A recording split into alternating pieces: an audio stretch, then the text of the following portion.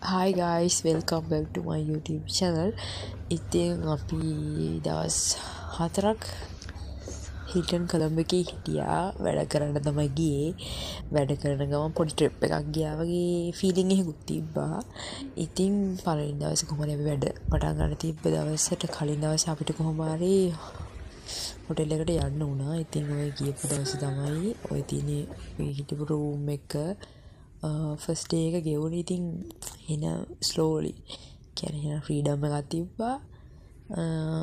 කොහොමද මුළු දවස් 4ම ෆ්‍රීඩම් එකක් තිබ්බ නැත්තුනේ මේ වැඩ කරන ගමන් නිදහසේ ගෙවුණ. ඉතින් වැඩ කරනවා කියලා දැනෙන්නේ නැහැ. ඉතින් දවස් කොහොමද හිමීට කොහොමද ටක් ගාලා ගියෙත් නෑ. ඒ දවස් ටික හිමීට ගෙවිලා ගියා. ඉතින් කොහොමද ජීවිතේ මල් තමයි කියලා තමයි කියන්නේ. ඉතින් ජීවිතේ එක දවස් එක විදිහට ගෙවෙනවා කියලා මම හැමදාම කියනවා ඒ වචන ටික.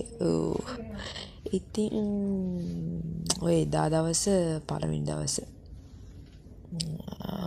ආවා කෑවා ෂේප් එකේ නැප් එකක් දාලා ෂේප් එකේ හිටියා. ඉතින් ඒ දවස අපි බලමු ඊටු දවස් හරියට වැඩ කරන දවස් ටික කොහොමද ගෙවුනේ කියලා. ෂේප් එකේ ඔය දවස් ගෙවිලා ඉවර ගියා. ගෙවිලා ඉවර වුණා. ඒ දවස් ටික කොහොම ගෙවිලා ඉවර වුණා.